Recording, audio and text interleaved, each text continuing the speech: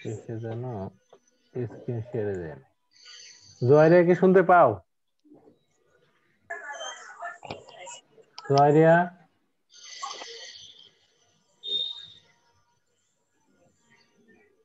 শুনতে পাও না? আচ্ছা, শুনতে পাচ্ছ? দাঁড়াও, আমরা শুরু করতেছি গণিত। দেখো, গণিতের প্রথম অধ্যায়টার নাম হলো মূলদ অমূলদ সংখ্যা। মূলদ অমূলদ সংখ্যা। হ্যাঁ, মূলদ অমূলদ সংখ্যা। একটু দাঁড়াও, কারিগরি ত্রুটি হচ্ছে, ঠিক করে নাই।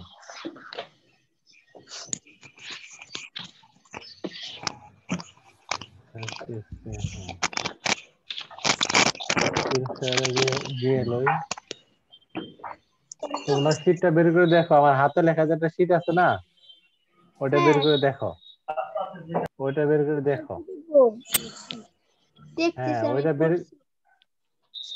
ওটা পড়তে থাকো, আমি ওইটা অনলাইনে আনতেছি।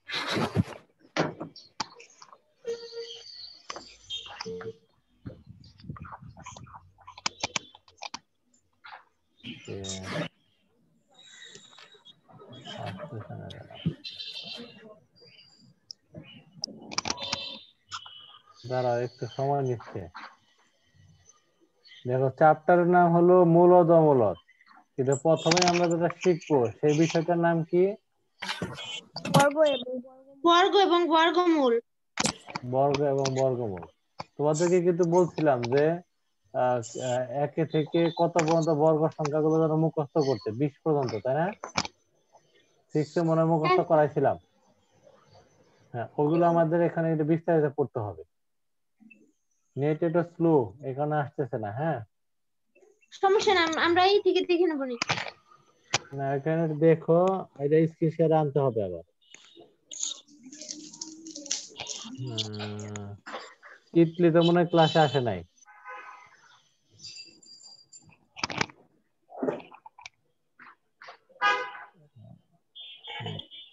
তোমরা কি গ্রুপে চ্যাটিং করো নাকি অনেক?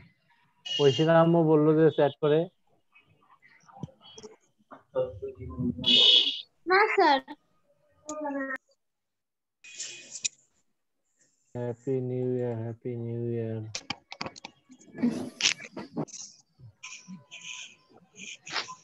আমি কি রেকর্ডিং এ আছি? হ্যাঁ স্যার। আচ্ছা, দাঁড়াও, চেঞ্জ করে দেয় নাই তোমার এই হোস্ট, চেঞ্জ করে দিলে আমি এখান থেকে শেয়ার দিতে পারবো। ওকে,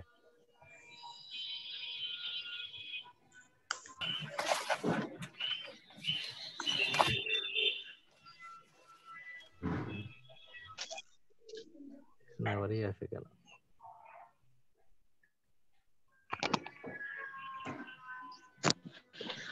এবার মনে আসতেছে।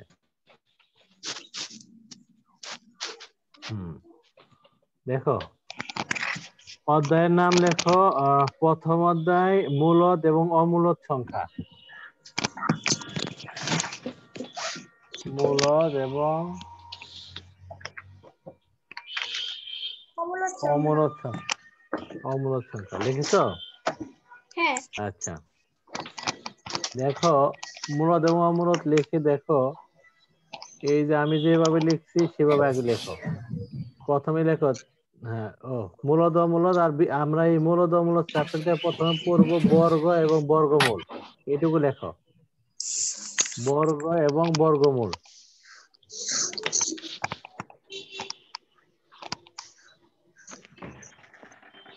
লিখেছো? না স্যার। আচ্ছা, এই লাল কালির ভিতরে টুকু লেখো। আচ্ছা, এবার খেয়াল করে দেখো। আচ্ছা, তাহলে অধ্যায়ের নাম মূলদ এবং অমূলদ সংখ্যা, আর আমাদের আজকে পড়ার টপিক হলো বর্গ এবং কি? বর্গমূল। বর্গমূল। দেখো, আমরা প্রথমে 3 লিখছি, এই 3 কে আবার 3 কে 3 দিয়ে গুণ করব। কত দিয়ে গুণ করব? 3 দিয়ে। 3 দিয়ে গুণ করে গুণফল লিখবো 9, এটা লেখো। 3 কে 3 দিয়ে গুণ আর গুণফল লেখো 9। স্যার এই জায়গায় কি 3 × 3 লিখবো? হ্যাঁ হ্যাঁ হ্যাঁ, আমি যে ব্ল্যাঙ্ক রাখছি তোমরা এখানে 3 × 3 লিখবা। স্যার লিখছি। লিখে থামো। দেখো তাহলে প্রথম সংখ্যাটা ছিল আমাদের, একটা সংখ্যা ছিল 3, তো তাকে আমরা কত দিয়ে গুণ করলাম? 3 দিয়ে। 3 দিয়ে গুণ করলাম। 3 দিয়ে গুণ করে ফলাফল পাইছি কত? 9। এই যে 9। 9। তাহলে এই 9 হলো এই 3-এর বর্গ। 9 হলো 3-এর কি? বর্গ। বর্গ। আর এই 3 হলো 9-এর বর্গমূল। বুঝতে পারছি। বুঝতে পারছো? তাহলে আমরা কোন সংখ্যাকে যে সংখ্যা দিয়ে ওই সংখ্যা দিয়ে গুণ করব, গুণ করে যে গুণ ফল পাবো সেই গুণ ফলটা হবে বর্গ, আর ওই সংখ্যাটা হবে ওই গুণ ফলের কি? বর্গমূল। বর্গমূল। যেমন দেখো আমরা এখানে লিখছি 9, 9 হলো বর্গ, আর 9-এর বর্গমূল হলো কত? 3। 3। তোমরা এইটুকু পুরোটা এখানে লেখো, এখানে যেটা বাকি আছে সেটা লিখে ফেলো। আসসালামু আলাইকুম স্যার। আসসালাম। ঐশী মার খাবা তুমি, ই করো না, গ্রুপে চ্যাট করো খালি, পড়া বাদ দিয়ে। না না, জীবনও না, ওইটা অন্যজন করে, আমি শুধু সিন করি। দেখো তাহলে 3 × 3 গুণফল হলো 9, 9 হলো সব বর্গ, কথা বলে দিচ্ছে না। এবং এর বর্গমূল হলো কত? 3। 3। তাহলে আমরা এক কথা মনে রাখবো, গুণফলটা হলো বর্গ, আর ওই সংখ্যাটা হলো কি? গুণফলের বর্গমূল। স্টার চিহ্ন দিয়ে লেখো। গুণফলটা হলো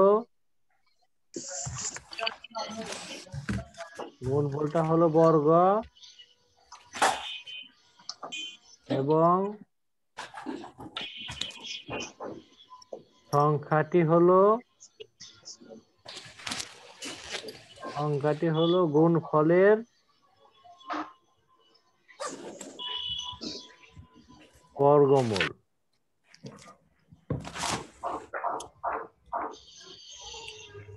লিখেছি? না আচ্ছা, স্যার আস্তে একটু আস্তে লেখো। হ্যাঁ, আস্তে আস্তে লেখো, তাড়াহুড়ো করার দরকার নেই। স্যার কোন জায়গা থেকে লিখবো? এই যে প্রথম থেকে লিখো আসি। না না, এই যে বর্গ ও বর্গমূলের পরে থেকে, এখান থেকে।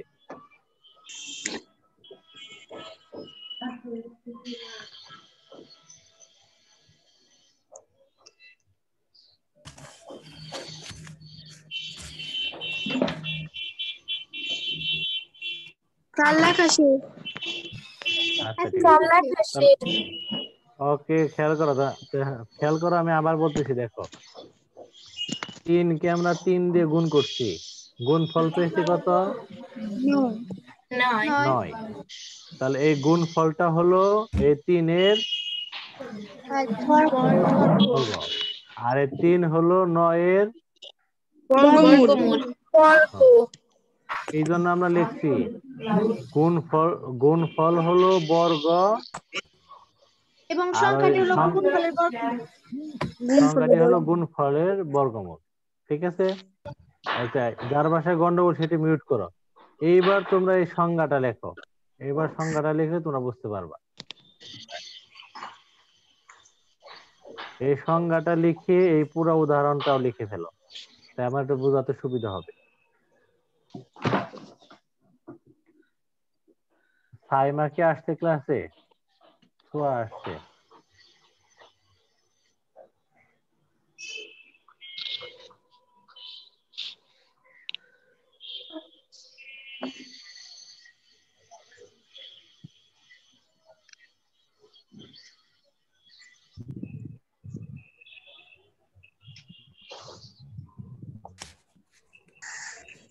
লাবিবা কি শুনতে পাচ্ছ?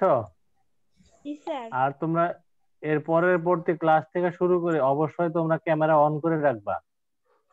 পরবর্তী ক্লাসে, এই ক্লাসে তাও দিলাম, আমি জানি কারো ক্লাস ক্যামেরা অফ আছে না দেখি।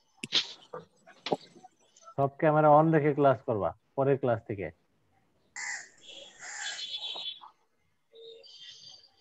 তা নাহলে কিন্তু তারে ক্লাস করতে দেবো না। ক্যামেরা অন রাখা তো কোনো সমস্যা না। ক্লাসে আসবা, ক্লাসে প্রিপারেশন নিয়ে আসবা না, এটাকে হলো।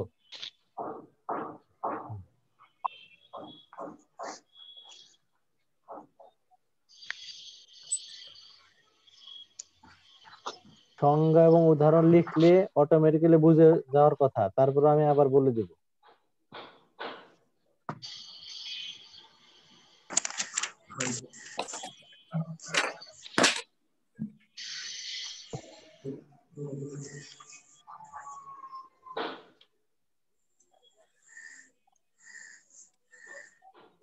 অদ্রি কি ক্লাসে আসো?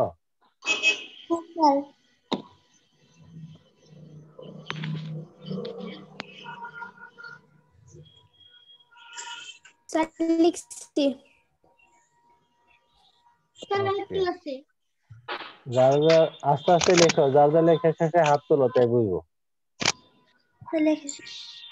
এখন আমি দুই জায়গায় মনিটরিং করতেছি, একটা হলো আমার অ্যান্ড্রয়েডে, আরেকটা হলো ল্যাপটপে। ঠিক আছে, নেক্সট ক্লাস থেকে রাখবা। তাকে আসো ক্লাসে। জি স্যার। আর এবার কিন্তু দায়িত্ব আরো বেশি, কারণ 7 এর সাথে 6 লিয়াজও হতে পারে। আচ্ছা, কারো কি লিখতে বাকি আছে? এই লাল কালি ভিতরে টুকু ঐশী লিখছো? ঐশী কি লিখেছ? ঐশী,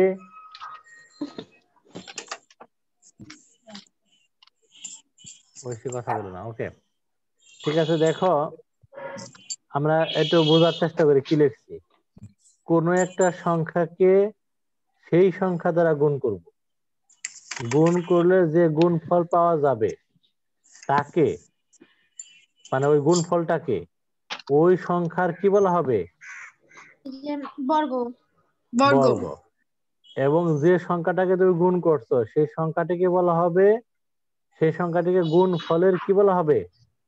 বর্গমূল।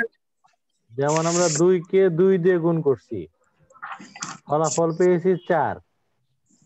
তাহলে 4 হলো 2 এর কি? বর্গ। বর্গ। আর 2 হলো 4 এর কি? বর্গমূল। একইভাবে আমরা 5 কে 5 দিয়ে গুণ করছি, গুণফল পেয়েছি 25। যদি গুণফল 25 পেয়ে থাকি, তাহলে 25 হলো 5 এর বর্গ,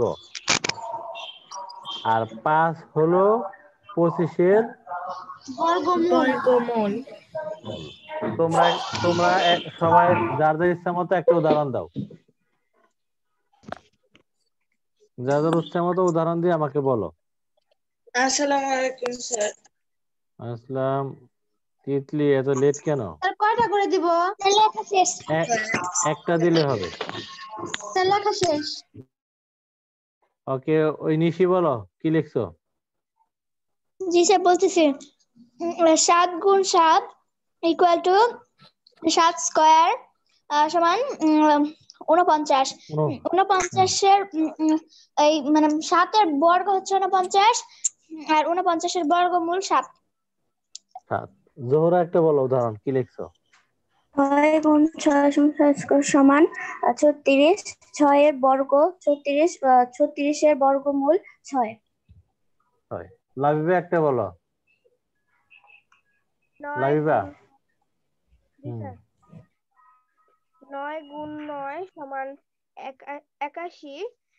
9 এর বর্গ 81, 81 এর বর্গমূল 9। 9। অন্তি একটা বলো। 8 গুণ 8 সমান 8 স্কয়ার। 8 এর বর্গ 64, 8 এর বর্গমূল 8। 64-র বর্গমূল 8। হ্যাঁ, ঠিক আছে। 64 8। তাহলে আমরা আশা করি সবাই বর্গ এবং বর্গমূল কি বুঝতে পারছি, সংজ্ঞা সহ উদাহরণ, তাই না? হ্যাঁ আচ্ছা, স্যার। এরপরে দেখো, আর যে ক্লাস মিস করছো বিশেষ করে তিতলি, যে রেকর্ড আছে পিছনে থেকে একটু শুরু দেখে নিও আবার। ঠিক আছে আচ্ছা, স্যার। এরপরে দেখো আমরা পড়বো বর্গ, পূর্ণবর্গ। ওই যেটা বর্গ, ওই বর্গেরই অপর নাম হলো পূর্ণবর্গ। লেখো বর্গ বা পূর্ণবর্গ।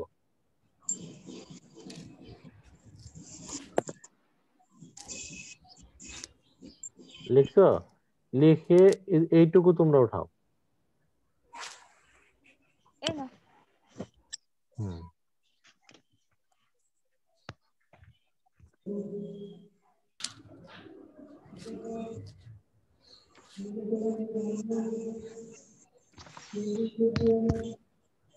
এই কে গন্ডগোল করে?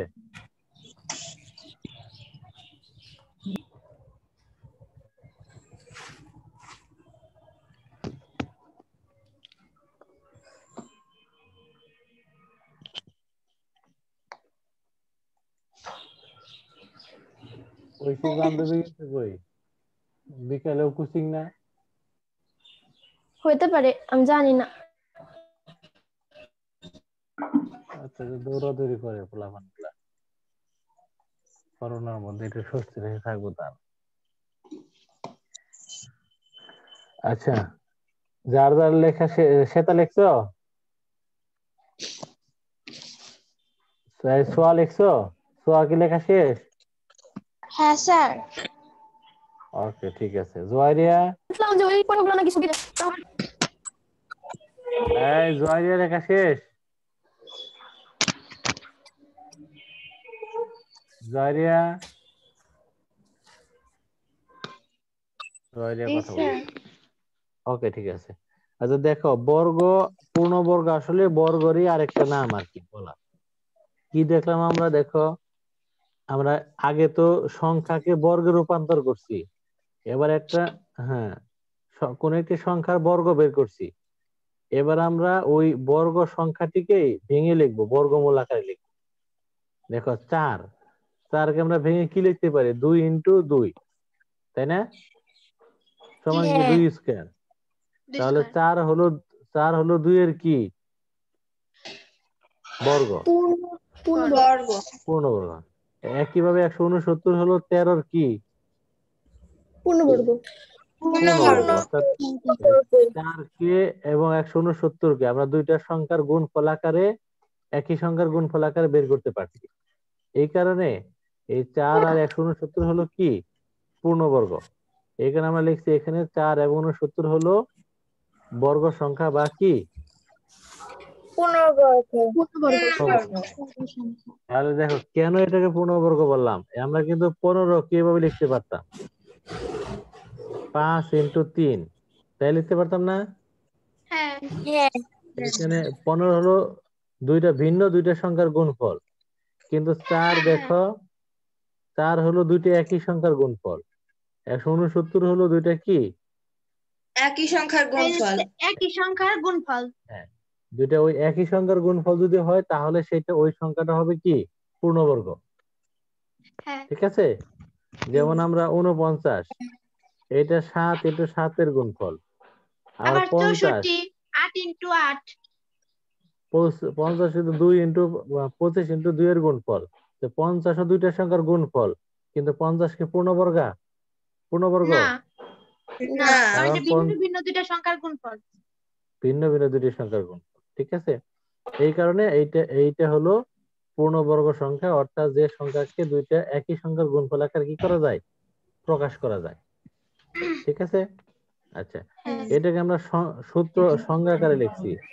সংজ্ঞাটা লেখো আগে, তারপরে আমি বুঝিয়ে দিচ্ছি। লিখলে একটু বুঝতে পারার কথা। সংজ্ঞাটাকে লিখো, তারপরে আমি বুঝিয়ে দিচ্ছি।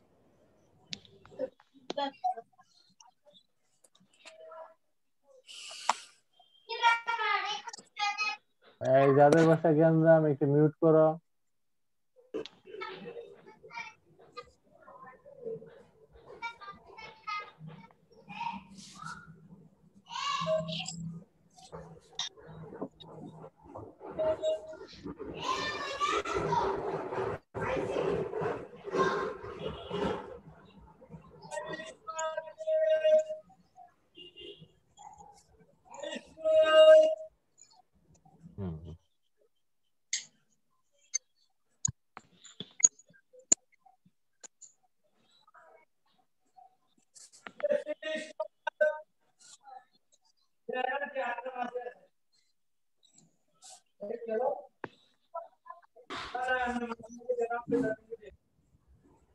লিখেছো?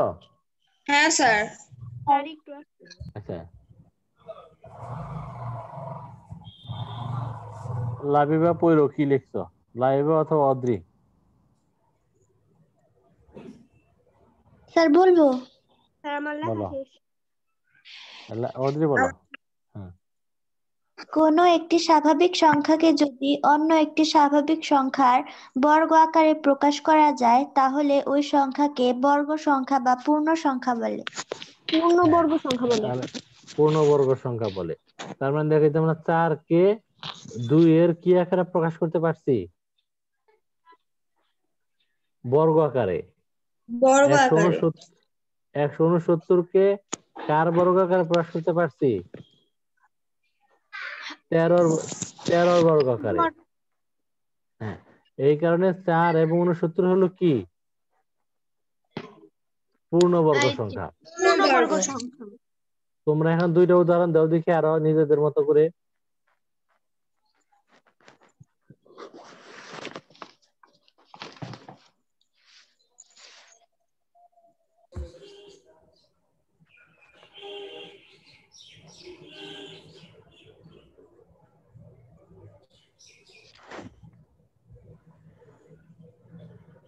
দেখো আমি আরো 2টা দিয়ে দিলাম। 36 কে 6 এর বর্গ আকারে প্রকাশ করা গেছে, 81 কে 9 এর বর্গ আকারে প্রকাশ করা গেছে। এই কারণে 36 এবং 81 হলো কি? পূর্ণবর্গ। পূর্ণবর্গ সংখ্যা। তোমরা আরেকটা বলো দেখি, এসে বলো। পায়েল সাহা বলো। স্যার লেখা শেষ। পায়েল সাহা পূর্ণবর্গ সংখ্যা বলো। 64 সমান 8 গুণ 8 সমান 8 স্কয়ার। 36 সমান 6 গুণ 6 সমান 6 স্কয়ার। এই কারণে 64 অর্থাৎ 64 হলো 8 এর বর্গ, আর হলো তোমার 36 হলো 6 এর বর্গ, 6 এর বর্গ। এই কারণে 64 এবং 36 হলো কি সংখ্যা? পূর্ণবর্গ সংখ্যা। পূর্ণবর্গ সংখ্যা। ঠিক আছে। আচ্ছা, এরপরে দেখো আমরা আরো একটা সংজ্ঞা লিখেছি নিচে। এই সংখ্যাটা আর ওই সংখ্যাটা মূলত একই সংখ্যা। এই যে আগের সংখ্যা যেখানে কোনো একটি সংখ্যা লিখছি না, এইখানে আমরা এম দিব। যদি কোনো একটি স্বাভাবিক সংখ্যা কোনো একটি সংখ্যাকে যেখানে লিখছি ওইখানে আমরা কি দিব? এম। এবার আমরা অজ্ঞাত সংখ্যা না ধরে একটা নির্দিষ্ট একটা সংখ্যা ধরলাম, সেই সংখ্যাটা কি? এম। এই এম কে অন্য একটা স্বাভাবিক সংখ্যা, কোন সংখ্যা? এন এর বর্গ আকারে প্রকাশ করা যায়। তাহলে এম হলো কি? পূর্ণবর্গ। দেখা এম কে নিচে উদাহরণ দিয়ে দিছি। এম কে এন এর কি আকারে প্রকাশ করা গেছে? পূর্ণবর্গ। হ্যাঁ, এম কে এন এর বর্গ আকারে প্রকাশ করা গেছে। এই কারণে এম হলো কি? এম এর পূর্ণবর্গ। এম হলো পূর্ণবর্গ সংখ্যা। এম কে কার বর্গ সংখ্যা আকারে প্রকাশ করা গেছে? এন এর বর্গ আকারে প্রকাশ করা গেছে। বুঝছো? আচ্ছা, এই সংজ্ঞাটা লিখো, তাই বুঝতে পারবা। একটি স্বাভাবিক সংখ্যা এম কে যদি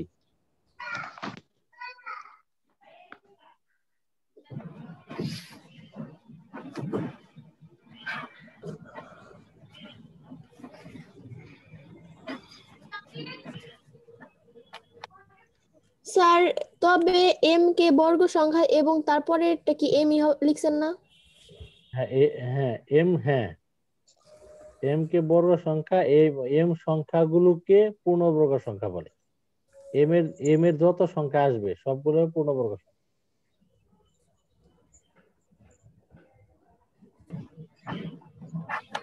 এম এর মান অনেক কিছু হবে, অনেক সংখ্যা হবে।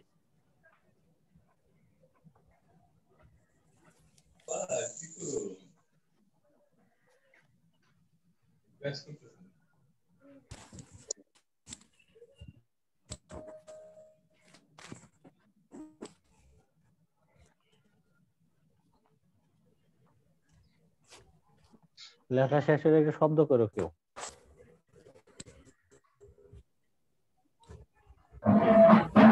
স্যার লেখা শেষ।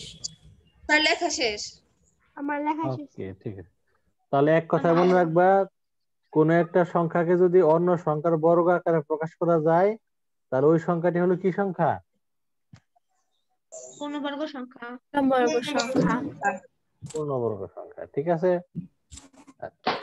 এখানে দেখো কিছু পূর্ণবর্গ সংখ্যার উদাহরণ পাশে দিয়ে রাখছি। এই যে এখানে 1 থেকে 100 পর্যন্ত আমরা 1 থেকে 100 পর্যন্ত আমরা কিন্তু এর আগে মৌলিক ওই সংখ্যা মুখস্থ সংখ্যা করছিলাম। পূর্ণবর্গ সংখ্যা। হ্যাঁ, 1 থেকে 100 পর্যন্ত কিন্তু আমরা মৌলিক সংখ্যা মুখস্থ করেছিলাম। ঠিক তেমনি একটু বর্গ সংখ্যাগুলো একটু খেয়াল, মুখস্থ না করলেও মনে রাখতে হবে, খেয়াল রাখতে হবে একটু। দেখো উদাহরণগুলো লেখো, 1, 4, 9, 25, এই উদাহরণগুলো একটু লিখে রাখো।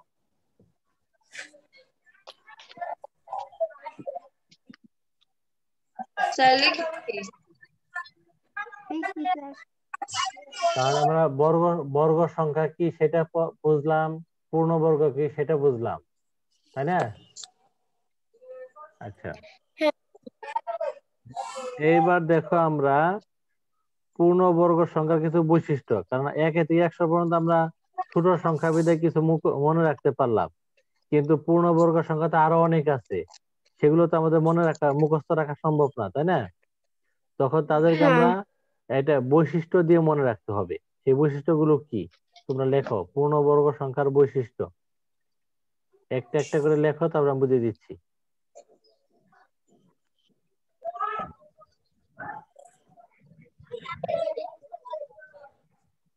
আগে 1 নম্বরটা, কোন একটি সংখ্যার একক স্থানীয় অঙ্ক, একক স্থানীয় অঙ্ক যদি 1 অথবা 4 অথবা 5 অথবা 6 অথবা 9 হয়, তাহলে ওই সংখ্যাটা কি পূর্ণবর্গ সংখ্যা হতে পারে, শিওর না, হতে পারে।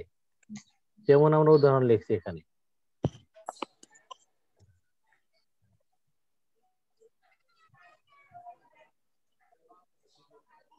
দেখো সবকটায় পূর্ণবর্গ সংখ্যা, আর সবকটায় শেষে 1, 4, 5, 6, 9 এগুলো কোন একটা অঙ্ক আছে, একক স্থানীয় অঙ্ক।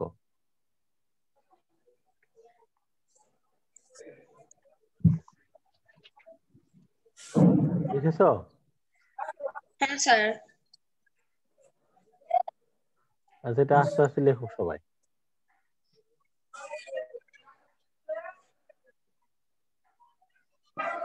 প্রথম বৈশিষ্ট্যটা হলো একক স্থানীয় অঙ্ক 1, 4, 5, 6 বা 9 হলে সংখ্যাটা পূর্ণবর্গ হতে পারে, শিওর না, ঠিক আছে? তারপর অন্য বৈশিষ্ট্যটা আমাদের দেখতে হবে, বুঝছো? আচ্ছা, তাহলে ওইটার উল্টা নিয়মে যেটা লেখা 2 নম্বরে, কোন সংখ্যার সর্ব ডান দিকের অঙ্ক অর্থাৎ একক স্থানীয় অঙ্ক 2, 3 বা 7 বা 8 হলে তা পূর্ণবর্গ নয়। এই 3 নম্বরকে তোমরা 2 নম্বর বৈশিষ্ট্য আকারে লেখো।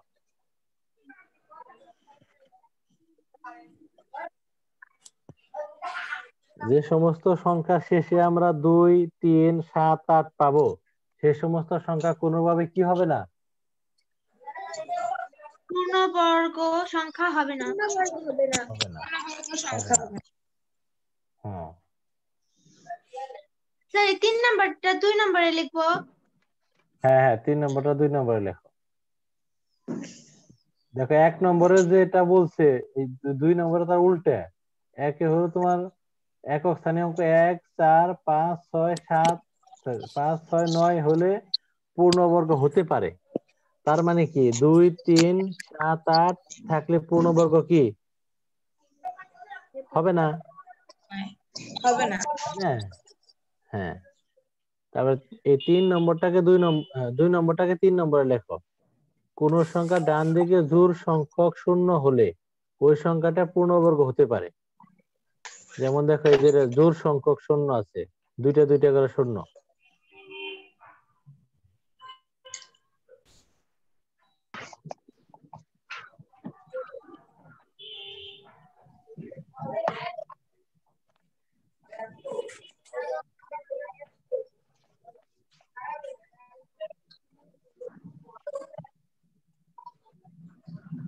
আর ওটার উল্টা হলো এটা, যে জোড় সংখ্যক শূন্য যে পূর্ণবর্গ হতে পারে, তার মানে কি বেজোড় সংখ্যক শূন্য থাকলে পূর্ণবর্গ হবে না। হবে না। 4 নম্বরটা ওটা উল্টা লেখো, কোন সংখ্যা শেষে বিজোড় সংখ্যক শূন্য থাকলে তা পূর্ণবর্গ হবে না বা পূর্ণবর্গ নয়। রিমা তুমি আবার পিছনের থেকে দেখো, একটু পিছন পরে আসছো তো।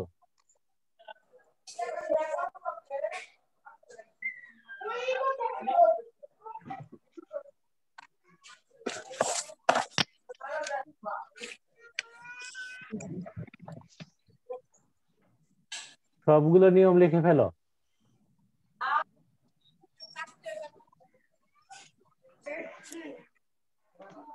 আচ্ছা, আর 3 মিনিট মনে হয় আছে, আমরা একটু রিভিশন করি। শেষ হয়েছে না লেখা বৈশিষ্ট্যগুলো? আচ্ছা একটু আমার বাকি আছে স্যার।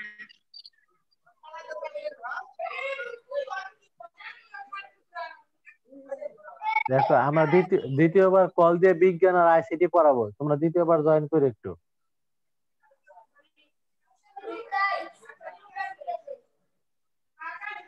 স্যার লেখা শেষ। বুঝতে পারছো? লেখা শেষ। ওকে, খেয়াল করে দেখো, আমরা তো 1 থেকে 100 পর্যন্ত পূর্ণবর্গ সংখ্যাগুলো মুখস্থ রাখতে পারলাম, কিন্তু এর চেয়ে বড় সংখ্যা যখন আমরা পাবো তখন সেটা পূর্ণবর্গ হবে কি হবে না সেটা তো আমরা মুখস্থ নাই আমাদের। সেটাকে আমরা বিভিন্ন ক্লু দিয়ে মনে রাখবো। প্রথম ক্লুটা কি, যদি কোনো সংখ্যা যদি একটা বড় সংখ্যা হয় এবং সেই সংখ্যা শেষে যদি 1 অথবা 4 অথবা 5 অথবা 6 অথবা 9 থাকে, তাহলে সংখ্যাটা পূর্ণবর্গ সংখ্যা হওয়ার একটা কি আছে, সম্ভাবনা সম্ভাবনা আছে। সম্ভাবনা আছে। আছে। পরবর্তীতে আমরা চেক করে দেখবো পূর্ণবর্গ কিনা, কিন্তু এগুলো থাকলে পূর্ণবর্গ হওয়ার সম্ভাবনা আছে। কিন্তু শেষে যদি 2, 3, 7, 8 থাকে, তাহলে কখনোই কি হবে না, পূর্ণবর্গ পূর্ণবর্গ হবে না। সংখ্যা হবে না। হবে না। তোমাকে একজন অনেক বড় একটা সংখ্যা দিল, দিয়ে বললো এটা তুমি পূর্ণবর্গ কিনা নির্ণয় করো। তুমি শেষে চেক করলা, শেষে চেক করে কি পাইলা, 2 পাইলা। তার মানে এটা তুমি না করে বলে দিতে পারবা যে এটা কি না, পূর্ণবর্গ না। পূর্ণবর্গ পূর্ণ। সংখ্যা না। কারণ শেষের অঙ্কটা 2, শেষে যদি 7 হইতো তাও বলতা, শেষে 3 হলে একই কথা বলতা, তাই না? আচ্ছা, হ্যাঁ। আর যদি শেষে যদি জোড় সংখ্যক শূন্য থাকে, তাহলে আমরা বলবো পূর্ণবর্গ হতে পারে, চেক করে দেখতে হবে। আর শেষে যদি বিজোড় সংখ্যক শূন্য থাকে, তাহলে এটা কি না, পূর্ণবর্গ সংখ্যা হবে না। যেমন মনে করি এরকম লিখলাম আমরা, এখানে শূন্য আছে কয়টা, 5টা। পাঁচটা। তাহলে বিজোড় সংখ্যক শূন্য, তার মানে এটা কি হবে না, পূর্ণবর্গ সংখ্যা হবে না। হবে না। ঠিক আছে, তাহলে দেখো আমরা আজকে পড়লাম বর্গ সংখ্যা কি এবং পূর্ণবর্গ সংখ্যার বৈশিষ্ট্য। ঠিক আছে, প্রথম কথা হলো যে তোমার বর্গ সংখ্যাটা কি। বর্গ সংখ্যাটা হলো আমরা কোন একটা সংখ্যাকে যদি ওই সংখ্যা দিয়ে গুণ করি, তাহলে যে গুণফলটা পাবো সেই গুণফলটাই হবে কি, ওই সংখ্যার বর্গ। বর্গ।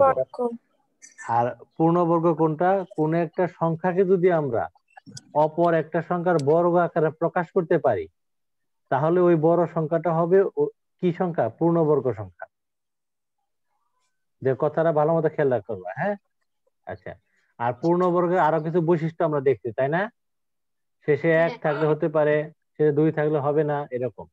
তো এই গণিতে এইটুকুই তোমরা পড়বা, এইটুকুরই শীট দেওয়া, এইটুকুরই তোমাদের মেন বইয়ের ছবি ওই গ্রুপে দেওয়া আছে, ওইখান থেকে একটু পড়ে নিবা। আগে আমার এই লেকচারটা পড়বা, হ্যাঁ, ঠিক আছে? আচ্ছা আচ্ছা, আচ্ছা স্যার। এই ফাঁকে আমি তোমাদের একটু বিজ্ঞান দেখানোর জন্য আবার একটু কল দিচ্ছি, কারণ বিজ্ঞান তা না হলে দেখানো যাবে না। তোমরা একটু সবাই জয়েন করো, হ্যাঁ। আচ্ছা আর বিজ্ঞানের ওই শীটটা একটু রিডিং দেখো, 1 পৃষ্ঠা একটা শীট আছে, ওটা রিডিং পড়তে থাকো।